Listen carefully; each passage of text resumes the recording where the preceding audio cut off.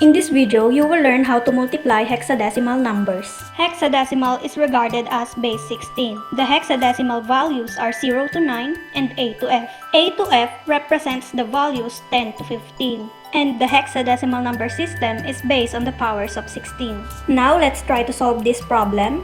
Start from the right and multiply.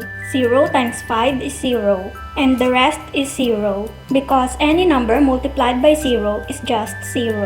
Next, E, which represents 14 times 5 is 70. As you can see, 70 is not a hexadecimal number, so to convert it, let's divide it by 16. 70 divided by 16 is 4, then 4 times 16 is 64. Then subtract 70 minus 64 is 6.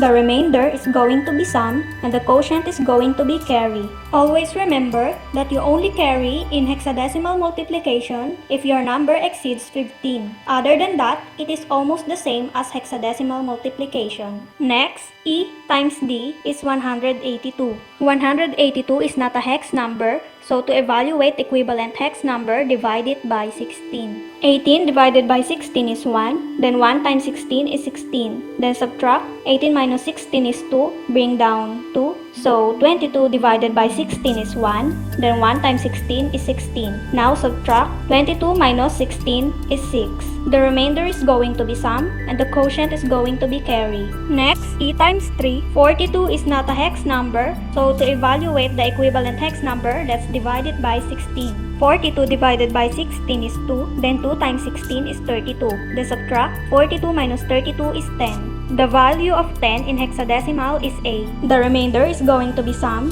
and the quotient is going to be carry. Next, E times B is 154. 154 exceeds 15, so to evaluate the equivalent hex number, let's divide it by 16. 154 divided by 16 is 9. Then 9 times 16 is 144. Then subtract 154 minus 144 is 10. The hexadecimal value of 10 is A. The remainder is going to be sum and the quotient is going to be carry. Next, E times C is 168. 168 is not a hex number, so let's divide it by 16. 16 divided by 16 is 1. Then 1 times 16 is 16. 16 minus 16 is 0. Bring down 8. 8 divided by 16 is 0. 0 times 16 is 0. Then subtract 8 minus 0 is 8. 8 is going to be sum and the quotient is going to be carry. Next, 8 times 5 is 50. 50 is not a hex number, so let's divide it by 16. 50 divided by 16 is 3. Then 3 times 16 is 48. 50 minus 48 is 2. 2 is going to be sum and 3 is going to be carry. Next, 8 times D is 130. 130 is not a hex number, so to evaluate the equivalent hex number, let's divide it by 16. 130 divided by 16 is 8. 8 times 16 is 128. Then subtract 130 minus 128 is 2. The remainder is our sum and the quotient is our carry. Next, 8 times 3 is 30. 30 is not a hex number, so to convert it, let's divide it by 16. 30 divided by 16 is 1. 1 times 16 is 16. Then subtract 30 minus 16 is 14. The hexadecimal value of 14 is E. The remainder is our sum and the quotient is our carry. Next, A times B is 110. 110 is not a hex number, so let's divide it by 16. 110 divided by 16 is 6. 6 times 16 is 96. Then subtract 110 minus 96 is 14. The hexadecimal value of 14 is E. So, our remainder is our sum and the quotient is our carry. Next, A times C is 120. 120 is not a hex number, so to evaluate the equivalent hex number, let's divide it by 16. 120 divided by 16 is 7. Then 7 times 16 is 112. 120 minus 112 is 8. 8 is going to be sum and 7 is going to be carry. Next, 1 times 5 is 5. 1 times D is D. 1 times 3 is 3. 1 times B is B. Then 1 times C is C. Now, let's add all these numbers. Bring down 0. 0 plus 6 is 6. 4 plus 0 plus 6 plus 2 is 12. The hexadecimal value of 12 is C, so let's write down C. Next column, 3 plus B plus 0 plus A plus 2 plus 5 is 31. 31 is not a hex number, so let's divide it by 16. 31 divided by 16 is 1. 1 times 16 is 16. Then subtract 31 minus 16 is 15. 15 is F in hexadecimal.